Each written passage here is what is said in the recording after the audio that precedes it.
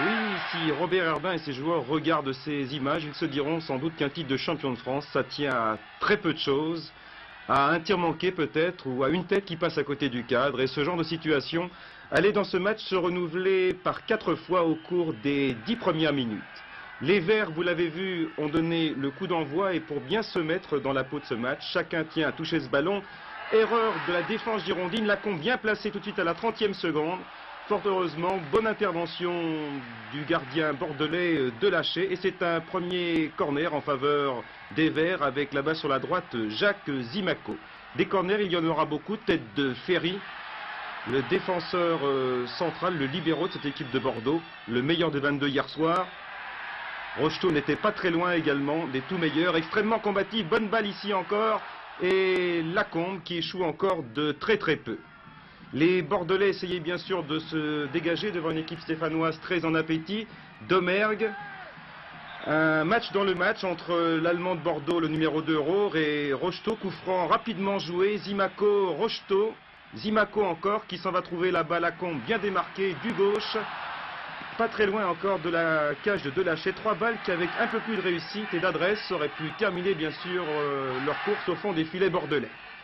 Saint-Étienne, toujours et encore, les Verts dominaient leur sujet, une équipe de Bordeaux très effacée, ce qui explique un peu les dernières sorties manquées des Girondins. Rocheteau, encore aux prises avec Rohr, qui ne faisait aucun cadeau au numéro 7 des Verts, Larios, pour ce coup franc.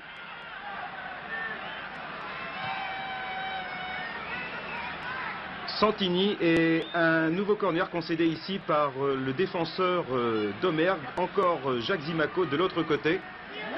Et encore Bernard Lacombe bien placé, décidément Nanar c'est la guigne, mais il reste bien sûr 80 minutes pour espérer conclure.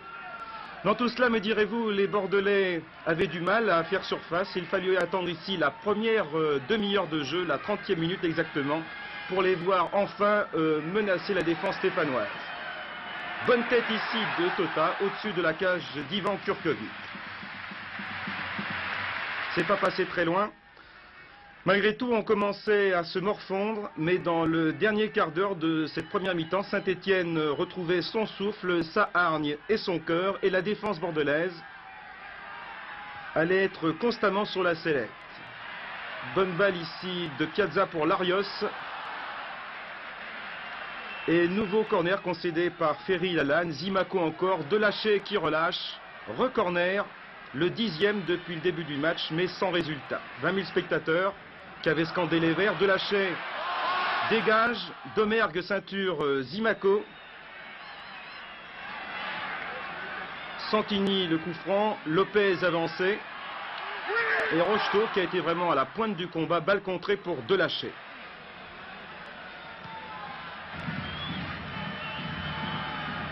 Encore et encore les Verts avec Lopez.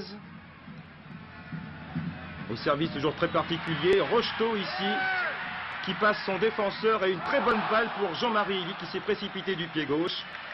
C'est la 4e occasion la plus nette pour Saint-Étienne depuis le début du match. Toujours 0-0, encore quelques secondes de jeu. Et les Verts qui ne se découragent pas. Ferry.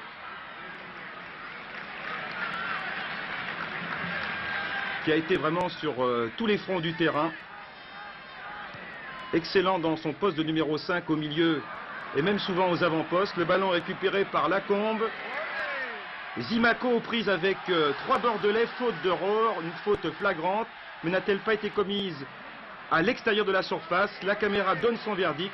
Non, c'est bien à l'intérieur, à une bonne 50aine de centimètres.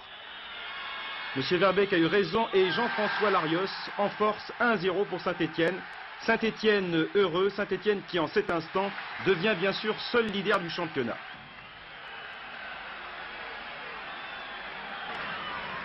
Il reste 45 minutes, on se dit que les Stéphanois ont naturellement suffisamment d'expérience, de métier pour conserver ce précieux acquis. Mais Ferry arrive à la rescousse. Un contre sur la gauche, Tota, devant Skurkovic et une tête de Redon. L'ancien joueur du PSG, 1-1, 9 minutes de jeu, deuxième période, ce qui fait bien sûr la joie de Redon et de Tota, alors que pour Bordeaux, ce n'était qu'un match de prestige. On revoit le compte, Tota et Redon malgré Santini. 1-1, une simple égalisation, mais qui faisait bien sûr descendre Saint-Étienne de son piédestal. Les Verts étaient leaders du championnat pendant 54 minutes, mais ce seul but les rejetait pour l'instant à la 3e place. Tout l'intérêt du match, on le devine, était dès lors relancé. On jouait de part et d'autre à la vitesse grand V, comme ici le Yougoslave Vukotic qui alerte Giresse. Une bonne balle encore qui a quelque peu inquiété la défense stéphanoise et Ivan Kurkovic qui dégage.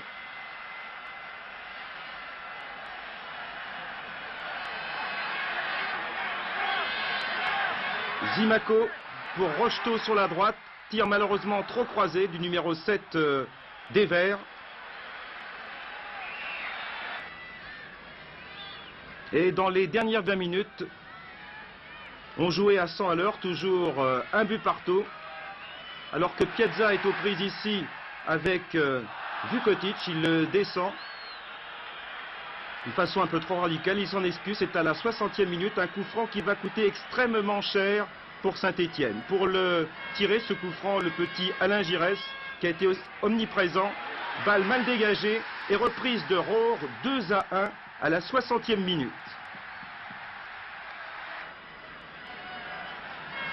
Giresse, un coup de pied précis, une balle qui effleure tout le monde, reprise de Rohr à bout portant. Kurkovic est battu. 2-1 pour Saint-Étienne, plus d'alternative, attaquer et réussir.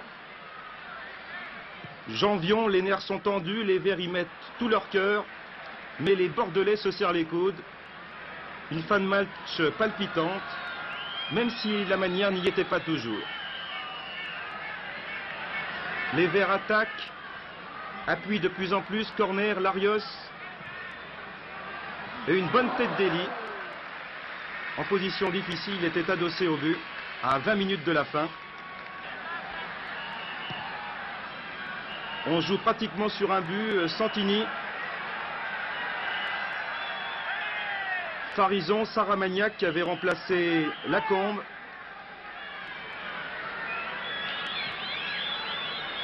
Encore un centre de Gérard Farison, mais on était massif dans la surface de réparation. Santini tente sa chance une première fois, une deuxième, mais le mur bordelais est là pour repousser.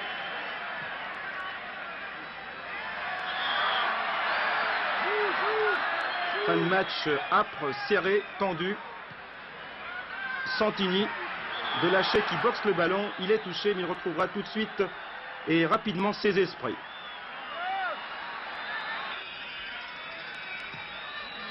C'est bientôt la fin. Un dernier coup franc. Et cela ne changera plus rien au score. Bordeaux a battu Saint-Étienne 2-1. Si Strasbourg est champion vendredi prochain, eh bien il pourra dire